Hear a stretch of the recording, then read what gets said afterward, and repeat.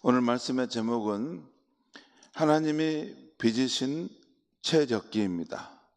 하나님이 빚으신 최적의 때, 하나님 빚으신 최적의 때라고 제목을 정했습니다.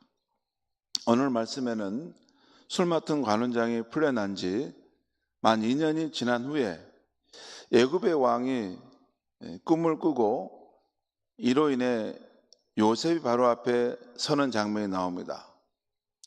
오늘 읽은 말씀의 장면은 이렇게 전개됩니다. 술 맡은 관원장이 석방된 후에 요셉을 잊어버린 지 만 2년이 지났습니다. 분명히 약속을 했는데, 그리고 요셉을 생각해 주기로 했는데 술 맡은 관원장이 석방된 후에 요셉을 잊어버렸습니다. 그렇게 해서 만 2년이 지났는데 그때 바로가 꿈을 꾸게 된 것입니다. 먼저 바로가 나일 강가에서 아름답고 살진 7 암소를 보았는데 그 다음에 나타난 흉하고 파리한 다른 7 암소가 이전의 소들을 다 잡아먹어버린 것입니다. 그리고 또 꿈을 꾸었는데 이번에는 무성하고 충실한 이삭 7이 나왔다가 그 후에 나온 가늘고 마른 7 이삭에 의해서 이전의 이삭들이 다 먹히는 꿈을 꾼 것입니다. 오늘 본문 7절에 보면 바로가 깬즉 꿈이라, 그러니까 이런 놀라운 꿈을 꾸었는데 그 바로 깼다는 거예요. 왜 갑자기 이런 꿈들이 있는 거지? 이 간밤에 꾼 꿈으로 바로는 충격을 받았던 것 같습니다. 아마 그 꿈이 강한 인상을 주었던 것 같아요. 아주 튼실하고 건강한 7 암소가 있었는데 아주 파리하고 약한 7 암소가 나오더니 그것을 다 잡아먹어 버린 거예요. 또 아주 풍작인 그런 상태에서 아주 충실한 이삭이 나왔는데, 근데 그 다음에 나온 가늘고 흉악한 가늘고 마른 그 7 이삭에서 이전의 이삭들이 다 다시 먹히는 그런 꿈을 꾸었다는 것이죠. 바로가 이 꿈으로 인해서 마음이 뒤숭숭했습니다. 그래서 아침이 되자마자 애굽의 점술가들과 여인들을 모두 불러들였습니다. 그리고 자신의 꿈 이야기를 하고 해석하게 했습니다. 그러나 아무도 그 꿈의 내용을 해석해내지 못한 겁니다. 여러분, 애굽의 모든 점술가와 여인들이 불림을 받았다라고 하면 우리 대한민국 정도가 아닙니다. 그 당시 애굽은 중국이나 미국 정도 북부 아프리카를 중심으로 해서 그 지역에 큰 세력을 펼쳤던 대제국의 나라였습니다. 그런데 아무도 그 꿈을 해석해내지 못한 겁니다. 그런데 이제야 비로소 술 맡은 관원장이 요셉을 기억해 냅니다. 그래서 바로에게 나아가서 그 사항을, 자기가 이전에 있었던 떡 맡은 관원장과 또 자기가 그 보디발의 집 감옥에 갇혔을 때 꿈을 꿨는데 그 일을 한 히브리 청년이 풀었고 그 꿈대로 이루어졌다는 것을 말하면서 한번 요셉을 불러보면 좋겠습니다 라고 왕에게 간언했던 것 같습니다.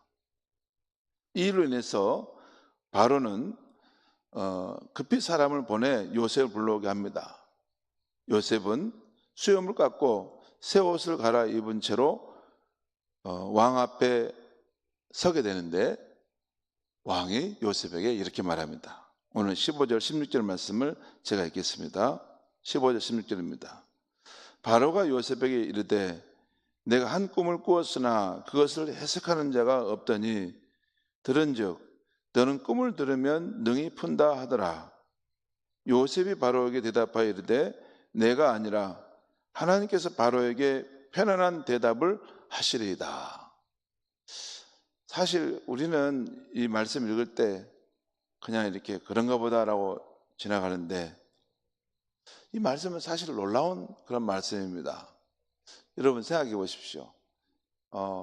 이방 나라의 그 한 젊은이가 갑자기 이 대제국의 황제 앞에 부림받은 겁니다. 그리고 너는 꿈을 잘 해석한다고 하는데 내 꿈을 해석할 수 있겠느냐 물으면서 어떠냐 물었더니 내가 아니라 하나님께서 왕에게 편안한 대답을 하시리이다. 이렇게 할 수 있을까요? 뭐 쫄아가지고 아무 말도 못할 것 같은데요. 근데 지금 요셉이 내가 아니라 하나님께서 왕에게 편안한 대답을 할 것입니다. 만약에 이 말을 잘못해가지고 꿈을 해석 못하면 어떻게 될까요? 단칼에 아마 죽임을 당하는 상황이지 않겠습니까? 왕 앞에 거짓말했다고. 그런데 이렇게 어쩌면 담대하게 이렇게 표현할 수 있는 것은 왜 그랬을까요? 자기 뒤에 하나님이 계시다는 것을 요셉은 믿고 있었다는 거죠. 당신은 대제국의 왕이지만 나는 천지의 주인이신 하나님의 사람입니다. 그런 자부심과 당당함이 있었다는 거죠. 그래서 내가 아니라 내가 믿는 하나님께서 왕에게 편안하게 대답을 해줄 겁니다. 이렇게 말할 수 있었다는 것이죠. 그 후에 바로는 자기 앞에 선 요셉에게 자신이 꾼 꿈 이야기를 하게 됩니다. 여기까지가 오늘 읽은 본문에 나온 이야기입니다. 성도 여러분, 오늘 잊혀졌던 요셉이 풀려나 바로의 꿈을 해석하기 위해서 그 앞에 선다는 이 이야기에 담긴 영적인 교훈은 무엇입니까? 여러분, 감옥에서 잊혀졌던 히브리 청년 요셉이 풀려나 대제국 애굽의 왕 앞에 서게 될 확률을 인간적으로 생각하면 몇 프로 정도 될까요? 인간적으로 그 가능성을 생각하면 몇 프로 정도 될까요? 거의 없습니다. 그 이방인 청년이 대제국 바로왕 앞에 나가서 아련할 길은 거의 없다고 봐야 됩니다. 아무 이유 없이 석방될 수 있는 것도 아니죠. 또 풀려나도 그냥 풀려나는 정도로 그칠 수 있는 일이죠. 그런데 이렇게 한순간에 수염을 깎고 제수의 옷을 벗고 새 옷으로 단장하고 애굽의 왕 앞에 나아가 왕을 아련한다는 것은 확률적으로 거의 제로인데 이런 일이 일어난 것입니다. 왜 이런 일이 일어났을까요?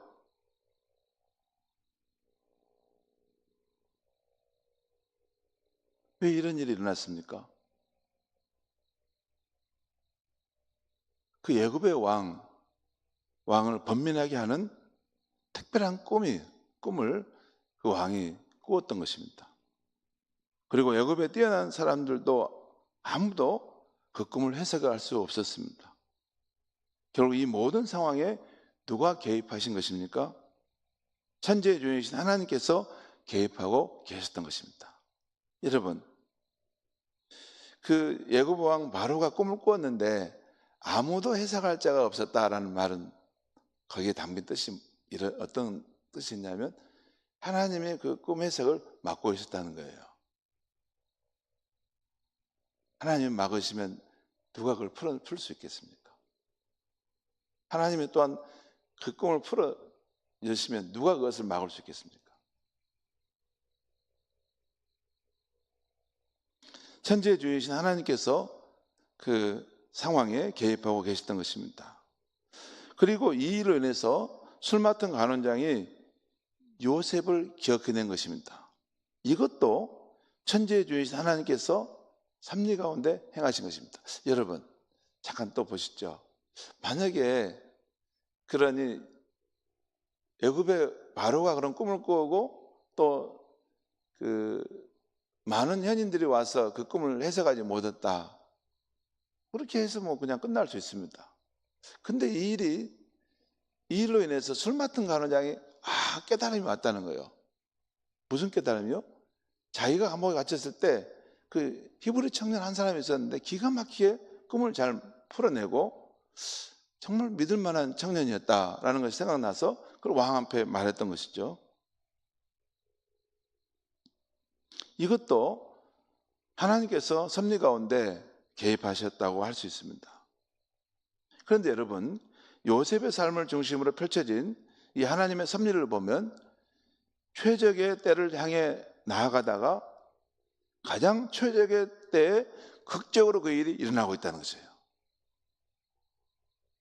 술 맡은 간원장이 석방된 2년 전에 그가 말을 전에 요셉이 풀려났다면 그냥 풀려나는 정도로 끝났을 것입니다. 그러나 그 간원장이 2년 동안 잊고 있었고 또 바로가 꿈을 꾸었을 때 요셉이 생각나게 하신 것도 하나님께서 최적의 때를 기다리다 이루신 것이라 할 수 있습니다. 여러분, 젊을 때는 하나님의 역사하심을 이렇게 하나님의 어떤 사건이나 일을 통해서 역사하신다 이렇게 생각하는데 나이가 들어가고 성경을 깊이 알아갈수록 하나님은 사람들의 그 머릿속에 일어나는 생각도 하나님은 일깨우실 때가 있어요. 그리고 그 생각의 방향을 이리 갈 것이냐 이리 갈 것이냐 그것을 인도하실 때가 있어요. 그러죠? 여러분 그렇지 않습니까? 우리가 성령을 의지하여 살아갈 때 때로는 성령께서 우리 생각나게 하시고 생각의 방향을 이렇게 인도하실 때가 있지 않습니까? 그 상황들이 이렇게 탁 최적의 상황으로 맞아 떨어진다는 것은 그리고 그 바로 앞에 요셉이 그렇게 설 수 있었다는 것은 하나님께서 그 모든 상황 가운데 개입하시고 사람들의 생각 속에서도 꿈 속에서도 역사하심으로 그 일이 지금 이루어지고 있는 것입니다. 성도 여러분, 우리가 사는 세상은 우리만의 세상이 아닙니다. 오히려 천지의 주제이신 하나님께서 자신의 계획과 뜻을 갖고 섭리 가운데 개입하시는 세상에 우리가 살고 있다는 것을 잊지 않아야 하겠습니다. 여러분, 우리 인간들은 우리가 대단한 존재인 걸 생각하는데 사실 하나님이 보실 때는 인간은 한가위 피조물입니다. 그림자처럼 왔다 사라져가는 아침 안개 같은 존재일 뿐입니다. 하나님만이 가장 분명하신 분이시고 영원히 계시는 실제이신 분이십니다. 그러니까 우리는 우리 방식으로만 생각하는데 아닙니다. 천지 만물과 우리의 생명은 하나님에 의해서 생겨났고 하나님의 주도에 가시는 그런 계획과 뜻 가운데 일어나고 있는 것입니다. 우리의 생각과 우리의 의지도 중요하지만 사실 하나님께서 우리 인생에 갖고 있는 계획과 뜻을 우리는 우리 삶 속에 우리가 알든지 모르든지 그것이 이루어져가는 과정 속에 있는 것입니다. 그러므로 술 맡은 간원장의 기억에서 2년 동안 잊혀졌던 요셉처럼 하나님의 도움이 없어진 것 같이 보이는 그런 야속한 때에도 우리는 절대 낙심해서는 안 됩니다. 우리가